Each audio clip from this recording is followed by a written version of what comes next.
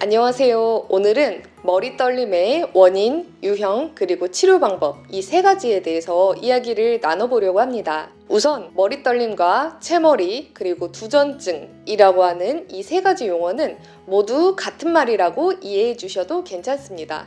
특히나 사회활동이 왕성한 30대에서 50대의 성인의 경우 이 머리 떨림이라는 증상이 생기면 다른 사람들이 볼 때 굉장히 신뢰감 없는 사람처럼 보일까봐 걱정을 하시기도 하시고, 혹은 나는 실제로 안 그런데 굉장히 불안감이 높은 사람처럼 보일까봐 스트레스를 많이 받으시고 신경도 많이 쓰시고, 그렇기 때문에 치료받고자 하는 의지도 굉장히 크신 편입니다. 아니면 이런 정신적인 스트레스와 관련된 것들은 오히려 부가적인 일이라고 하시고요. 머리 떨림이 있으면 아무래도 고정하려고 목, 어깨에 힘이 너무나도 많이 들어가기 때문에 이 부분이 너무 아프고 무거워서 생활하기가 힘들다고, 그래서 치료를 받고 싶다고 호소하시는 분들도 계십니다. 아니면은 이 머리 떨림과 더해서 두통, 어지럼증 이런 종류의 증상들도 굉장히 심하기 때문에 꼭 치료를 받고 싶다고 하시는 분들도 계십니다. 반면에 60대 이상의 어르신분들께서는 이 머리 떨림을 제대로 치료하지 않고 방치하면 혹시 파킨슨병으로 발전하지는 않을까 하는 걱정 때문에 머리 떨림을 치료받고자 하시는 경우도 있습니다. 다행스러운 점은 머리 떨림이 무조건적으로 파킨슨병으로 발전하는 징조는 아니니 일단은 안심하셔도 된다고 말씀을 드리고 싶고요. 지금부터 본격적으로 머리 떨림에 대해서 상세하게 설명해 드리겠습니다.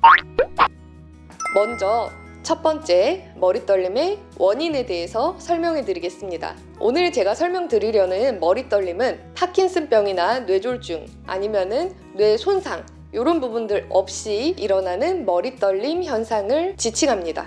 따라서 머리 떨림 증상이 나타나기 시작했는데 별다른 이상 없겠지 하고 아직까지 뇌 MRI나 CT를 찍어보지 않으신 분들이라고 한다면은 권유받으신 검사는 무조건 거부하기보다는 한 번쯤은 꼭 받아보실 것을 권해드리고 싶습니다. 뇌 MRI나 CT상에서 아무런 이상이 발견되지 않았음에도 불구하고 머리 떨림 증상이 있으신 분들은 아마 두 가지 유형 중 하나일 것입니다. 바로 본태성 떨림인 경우가 있고요. 그리고 근긴장 이상증 유형의 떨림이 있을 수 있습니다. 지금 말씀드린 유형의 머리 떨림이라고 한다면 이렇게 머리가 내 의지와 상관없이 마음대로 떨리는 이유는 뇌의 알 수 없는 기능 이상 때문에 뇌신경이 과도하게 흥분을 하는 바람에 머리가 떨리는 것이다 라고까지만 연구된 바가 있고요. 아직까지도 뇌의 어느 부위에서 이 머리 떨림이 유발이 되는지, 그리고 특히나 왜 어떤 사람의 경우에 머리 떨림이 유발이 되는 것인지 연구자마다 의견이 매우 다르고 아직 전 세계적으로 정립되지 않은 것이 사실입니다. 머리 떨림의 유형은 앞서 말씀드린 대로 두 가지가 있습니다. 첫 번째는 먼저 본태성 떨림 유형입니다. 이 경우는 고개가 좌우로 떨리거나 아니면 위아래로 떨리는 양상인 경우가 많습니다. 그리고 머리 떨림의 속도는 비교적 빠르고 진폭은 크지 않은 편입니다.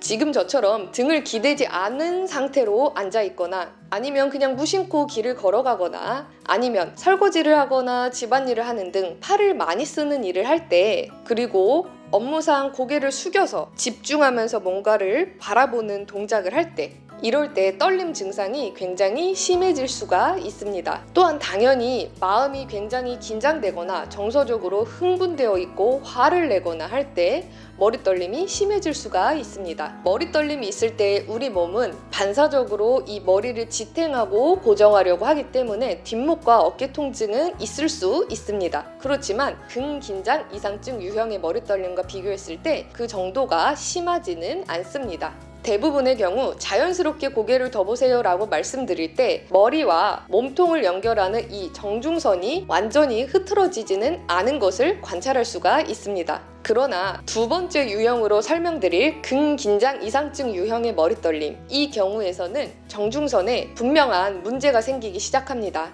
이 유형의 경우 대부분 목이 한쪽으로 이렇게 기울어지거나 아니면은 한쪽으로 이렇게 돌아가는 현상이 머리가 떨리는 현상보다 조금 더 먼저 일어나는 특징이 있습니다. 그리고 이 경우에는 앞서 말씀드린 본태성 떨림 유형보다는 머리가 떨리는 속도가 조금 더 느리고 그 진폭도 비교적 큰 편입니다. 고개가 어느 방향으로 기울어지거나 돌아갔느냐에 따라 차이는 있지만 고개를 억지로 정중선에 맞춰보려고 하면 할수록 머리가 조금 더 흔들리고 떨리는 양상이 관찰될 수가 있습니다. 마지막으로 머리 떨림이 한의학적으로 어떻게 치료되는지 설명드리려고 합니다. 앞서 설명드린 대로 본태성 떨림의 유형인지 아니면은 근긴장 이상증 유형의 떨림인지에 따라서 치료 방법이 달라지기 때문에 처음에 이 두 가지를 구분하는 것은 굉장히 중요합니다. 그리고 개인에 따라서 침치료나 약침치료 이런 것들이 도움이 되시는 분들도 있고 아니면은 전혀 필요가 없는 소용이 없는 분들의 경우도 계십니다. 공통적인 치료 방법은 머리 떨림을 완화하기 위해서 뇌의 기능이 과도하게 흥분되어 있는 이 상태를 조금 진정시켜주고 개인마다 머리 떨림의 악화 요인이 되었던 신체적, 정신적 스트레스를 개선해주는 방향으로 한약을 처방하고 있습니다. 쉽게 설명을 해드리면 체력적인 저하가 머리 떨림을 악화시키는 요인이었는지 아니면은 정신적인 스트레스, 긴장, 화가 난다든지 우울하다든지 이런 종류의 감정적인 부분이 조금 더 결정적인 요인이었는지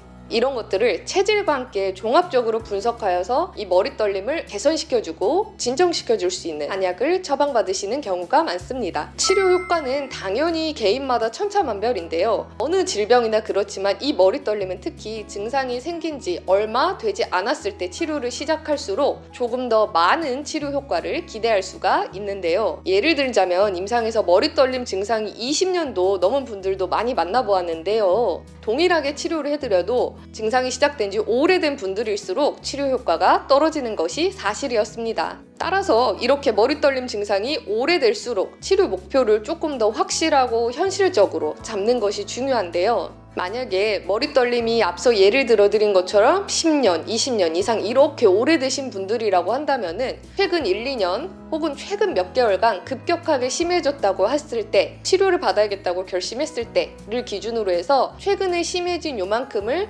다시 이전으로 회복시키는 것 요 정도를 1차적인 현실적인 치료 목표로 삼아야 된다고 권해드리고 싶습니다. 당연히 머리 떨림이 처음 시작된 지 얼마 안 되신 분들이라고 한다면은 조금 더 빠르게 조치를 할수록 치료 효과를 더 많이 기대할 수 있기 때문에 지금 머리 떨림 증상이 보인다고 하신다면은 전문가를 찾아서 진료와 상담 그리고 치료를 받아보실 것을 권해드리고 싶습니다.